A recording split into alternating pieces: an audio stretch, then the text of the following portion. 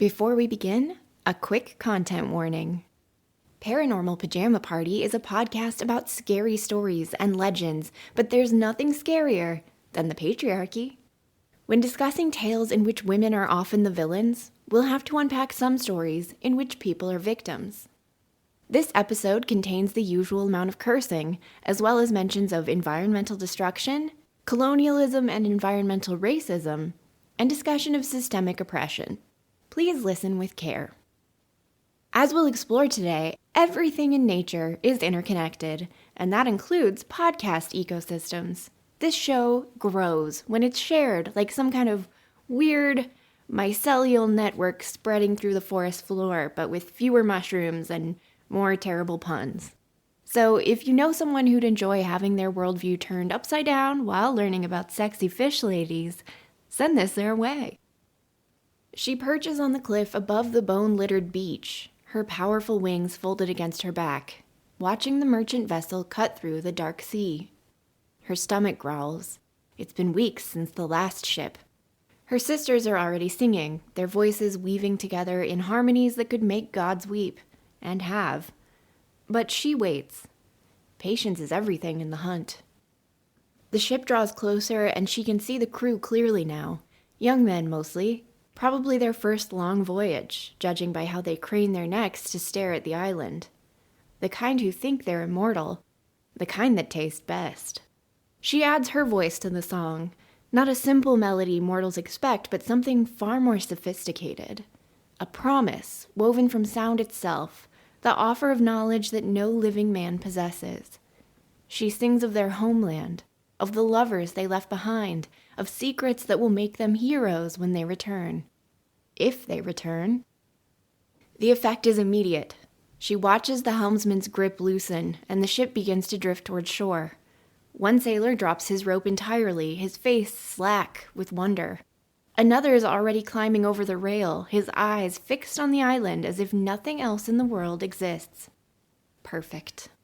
The first man hits the water with a splash that barely registers over her sister's singing. Then another. Then three more all at once, their heavy boots and thick cloaks dragging them down before they surface, gasping and swimming desperately toward the beach. She spreads her wings and glides down to meet them. The first sailor stumbles onto the bone-strewn shore, his eyes wide and unfocused, water streaming from his hair. He's young, maybe 19 or 20. He smells like salt and sweat and honest labor. He reaches toward her with trembling hands. "You're so beautiful," he whispers. "Sing more. Please, just don't stop singing." She doesn't stop, but she changes the song now, from promises to commands. "Sit down," she sings. "Rest. Listen. You don't need food. You don't need water. You only need this." The sailor sinks to his knees among the bleached ribs and skulls of men who came before him, his face rapturous. His companions splash ashore behind him, one by one, each finding their own spot on the beach to sit and listen and slowly, blissfully, waste away. She's learned to make it last. The song that keeps them here, keeps them listening, keeps them just alive enough that the dying takes weeks instead of days. Their eyes will stay bright and adoring right until the end, even as their bodies shrivel and their lips crack and their fingernails grow long and yellow. By the time she's finished with this batch, their ship will have drifted onto the rocks and broken apart. Their bones will bleach white in the sun. And she and her sisters will be sated until the next vessel appears on the horizon. She settles her feathers and continues singing, watching the young sailor's eyes begin to glaze over. Right now, in this moment, he's never been happier. And she's never been hungrier.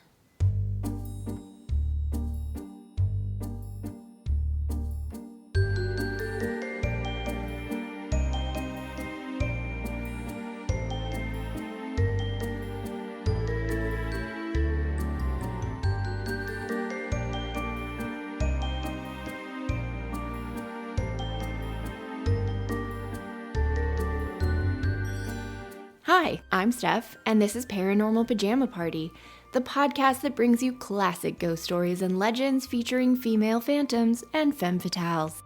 Together, we'll brush the cobwebs off these terrifying tales to shed some light on their origins and learn what they can tell us about the deep-rooted fears society projects onto women. Welcome back to our underwater grotto. For anyone just joining us, we've relocated our pajama party about 30 feet below sea level to accommodate our aquatic guests. Think of it as the world's most dangerous waterbed. All the fun of a slumber party, plus the constant threat of drowning. Last time, we explored how mermaids might be anthropomorphic stand-ins for oceanic indifference. Human faces we stuck onto forces too vast and frightening to process directly. We also dipped into why these figures are consistently female across cultures. The ocean as primordial mother, the thing that literally birthed all life on Earth. But when that oceanic mother turned out to be cold and uncaring rather than loving and protective, patriarchal thinking couldn't handle it. So we created female-shaped fish.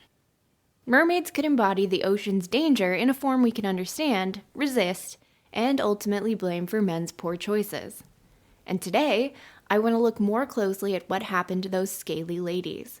Because somewhere between Homer's bone-littered shores and Disney's underwater utopia, something fundamental changed. In their original appearance in the Odyssey, written sometime in the 8th century BC, the sirens' voices are their weapon. In their follow-up appearances, ancient Greek sirens had wings, not fishtails, but as we covered in the last episode, sirens and mermaids became basically interchangeable over the centuries. Whether they're bird women or fish women, the point is the same. Their song is lethal. It promises the world and delivers death. These creatures use their voices to kill. Fast forward about 2,600 years, and Hans Christian Andersen gives us the original version of the Little Mermaid. In his story, the mermaid's voice is still incredibly powerful, but she voluntarily gives it up. She trades her voice, her power, her ability to express herself, all for the chance to win the love of a prince who doesn't even know she exists. For thousands of years, the mermaid's voice was her greatest weapon and defining characteristic. Suddenly, it became something she'd sacrificed for a hot boyfriend. So how the hell did we get from my voice kills men to I'll give up my voice for a man? The answer involves centuries of cultural evolution, religious moralizing, and Christopher Columbus proving once again that he might be one of history's greatest assholes. By the medieval period, mermaids had become standard Christian metaphors for the lure of earthly desires.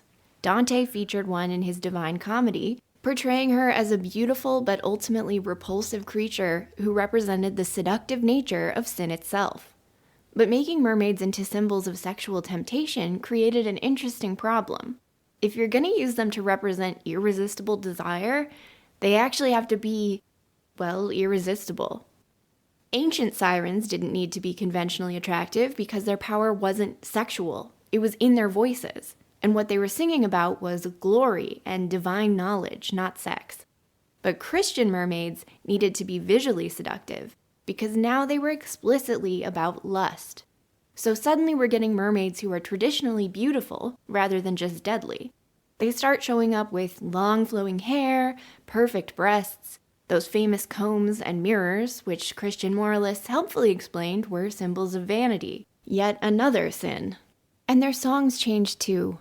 Instead of promising passing sailors fortune and glory, post-Christian mermaids are definitely implied to be singing about all the dirty things they'd like to do to you on those sharp rocks if you'll just sail your tall ship a little closer, big boy.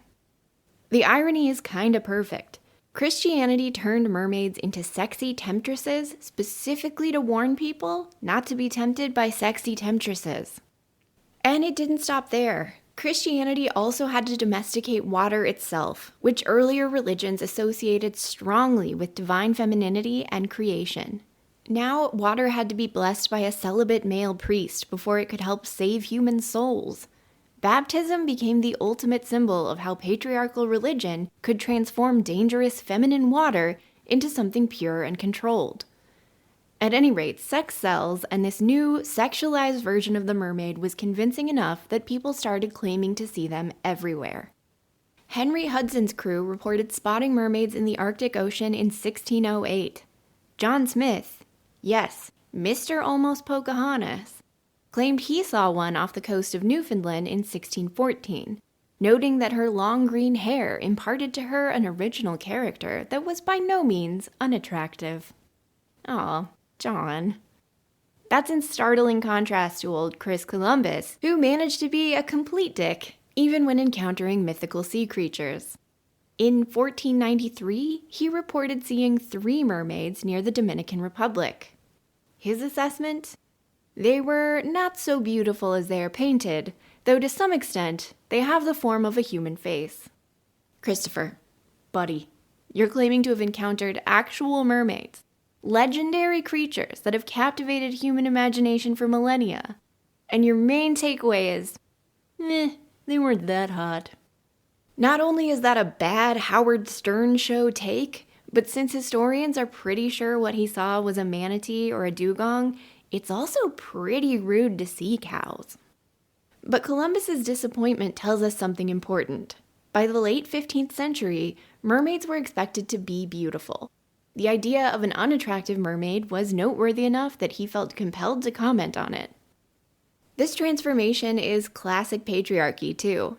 Take a powerful female figure, make her about sex and temptation, then blame her for men's inability to control themselves. Or, in Columbus's case, say something like, I didn't really want to sleep with her anyway.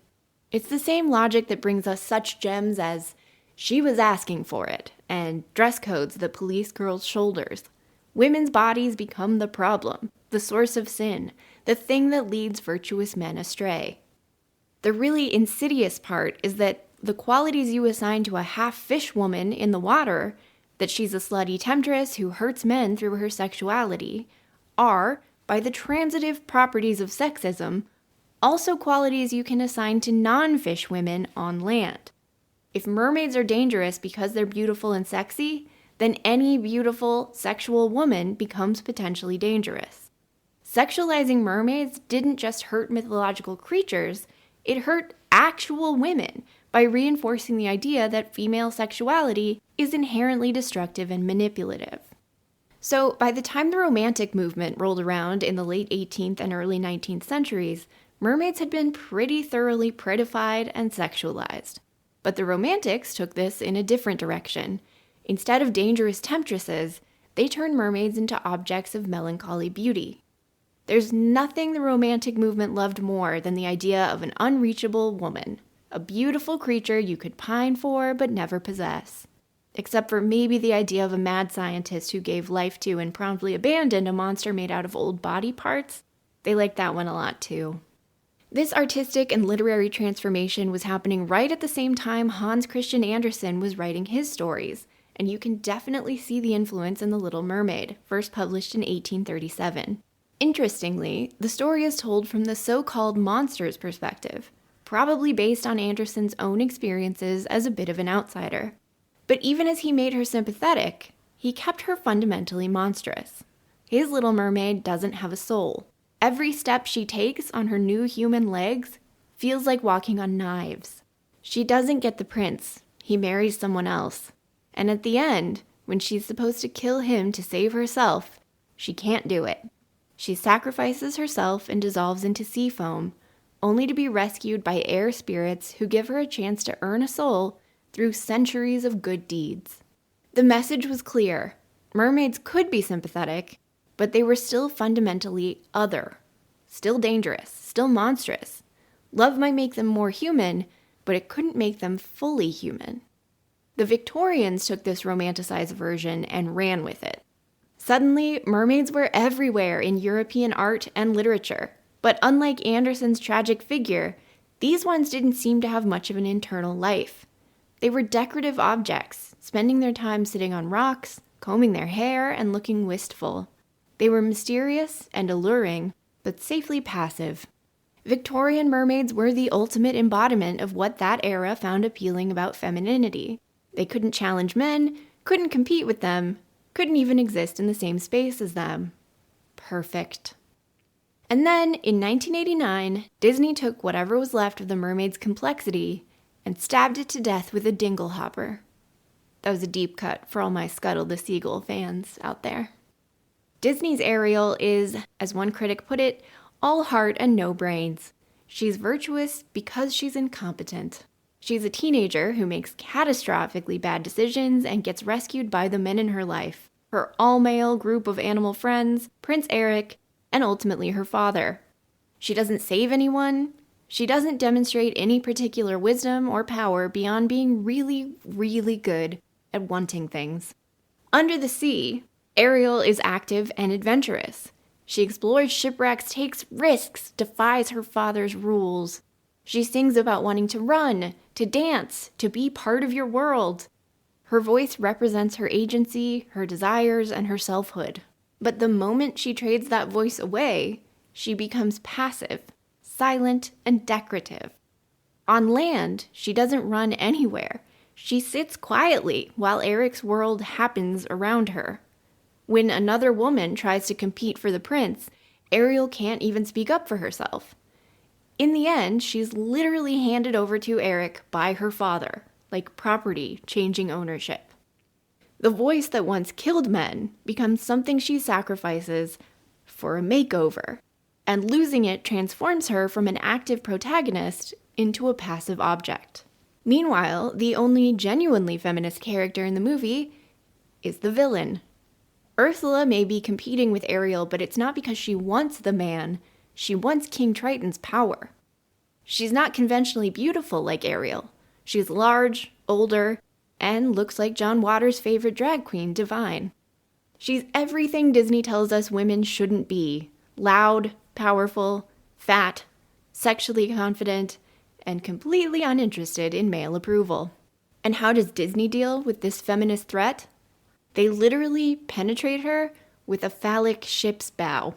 Do you remember all those rumors about the hidden penis on the VHS cover of The Little Mermaid? Well, we were looking in the wrong place because the real penis was attacking Ursula the whole time.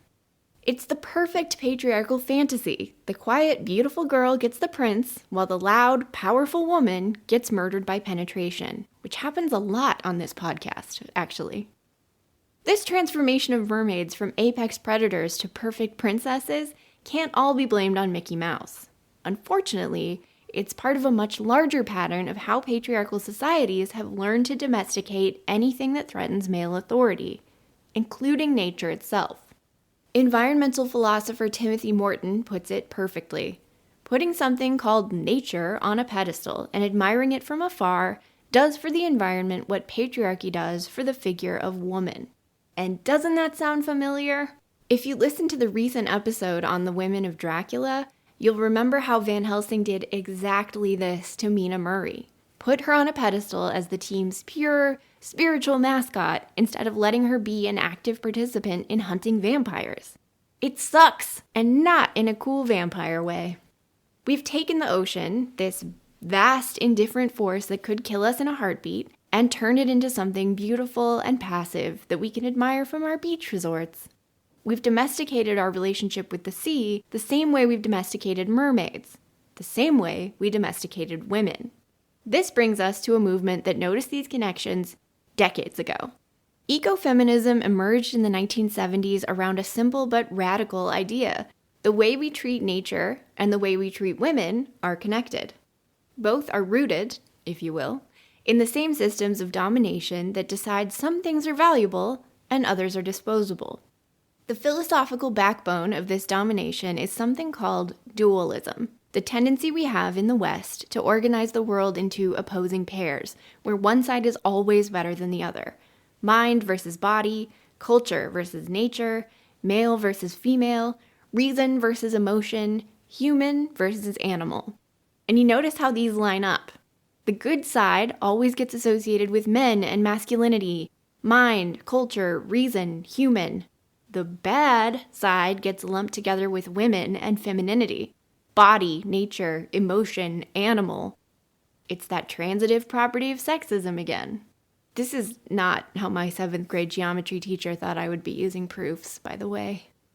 Anyway, these dualisms create a hierarchy that justifies treating anyone and anything on the lesser side as resources to be used, rather than entities with their own value. Women are reduced to their reproductive capacity. Nature gets reduced to its economic utility. Indigenous people are treated as closer to nature and therefore less civilized. Poor communities get their neighborhoods turned into dumping grounds. Remember Flint, Michigan?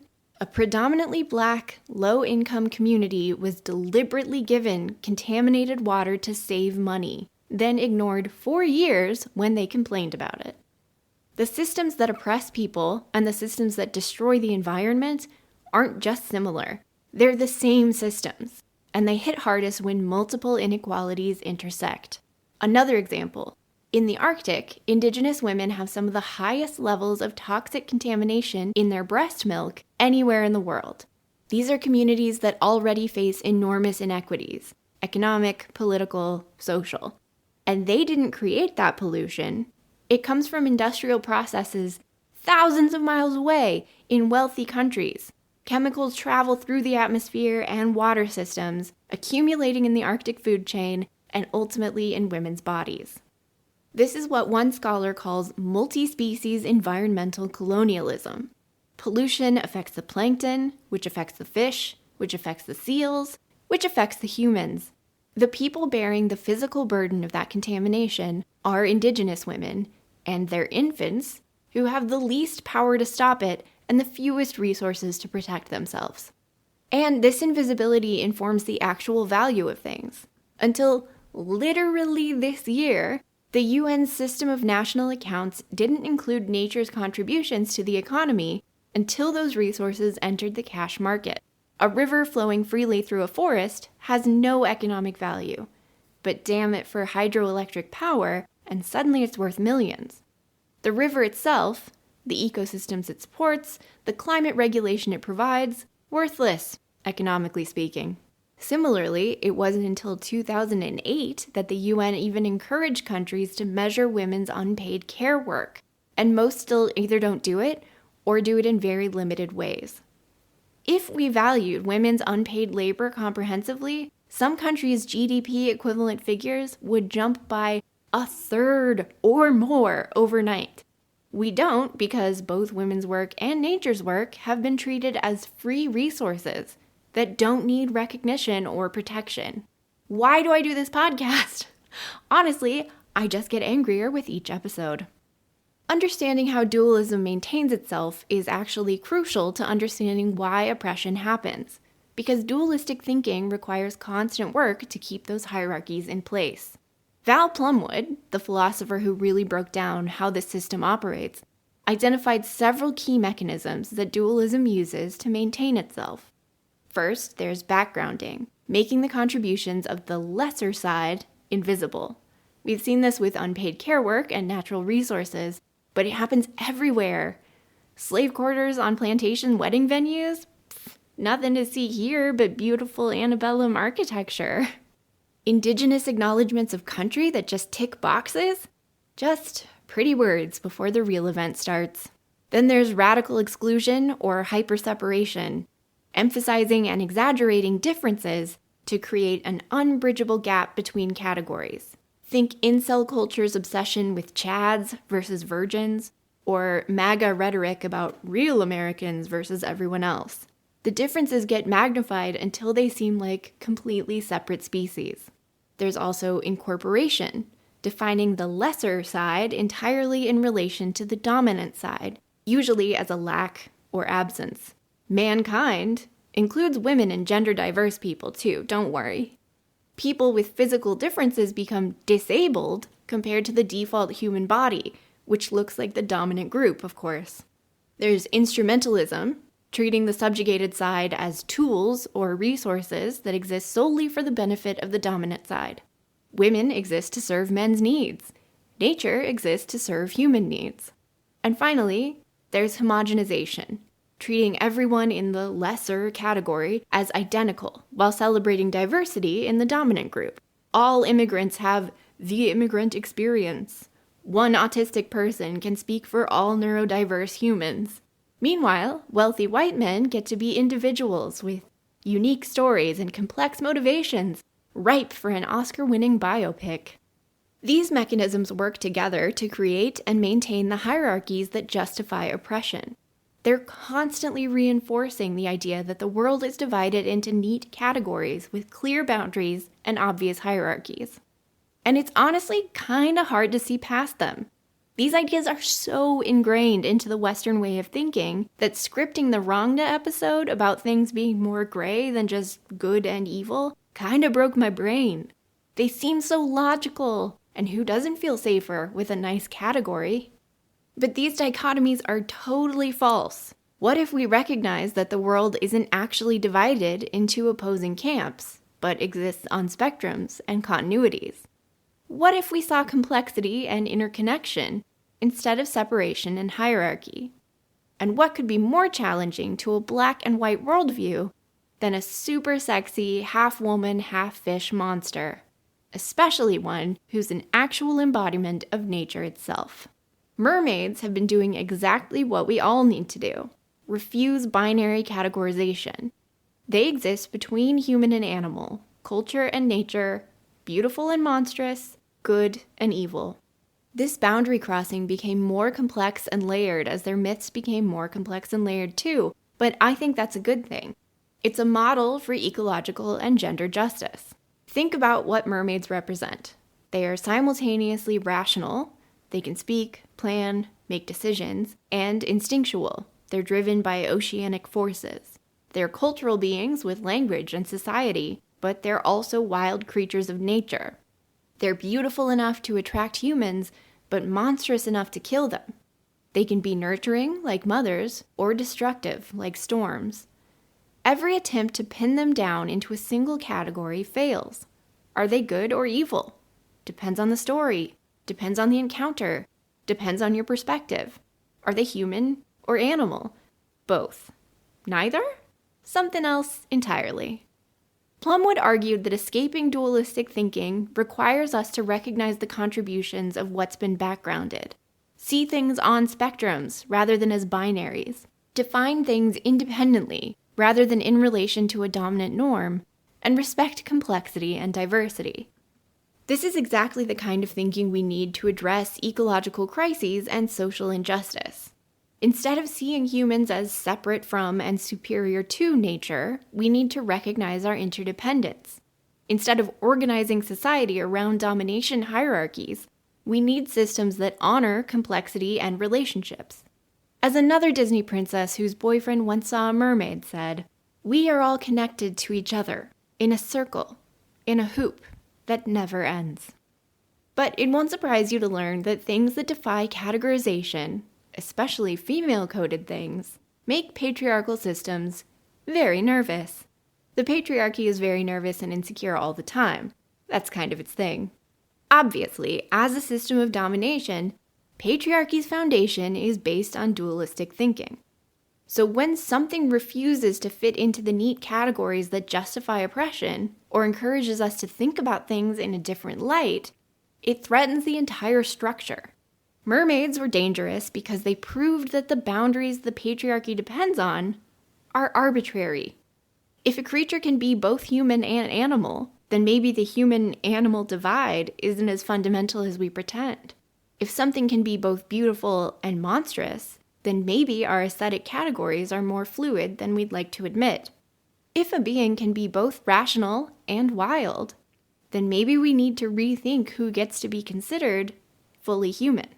It's the same way that gender nonconforming people today are seen as threatening, not because of who they are, but because they challenge the idea that gender is a simple, binary, natural category. And it's the same way that people of mixed race have historically been seen as dangerous, because they blur the line of racial categories that white supremacy depends on. Mermaids represent the possibility that all our carefully constructed hierarchies might be optional, changeable. Not divinely ordained or naturally inevitable, but human-made systems that can be human-unmade. And I suspect that's why mermaids and nature itself had to be domesticated, and Ariel had to get a very boring boyfriend.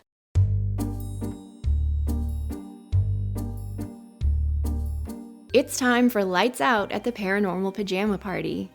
I have to say, squeezing this fish isn't quite as satisfying as squeezing a teddy bear, but needs must when you're hosting a slumber party in Davy Jones' locker.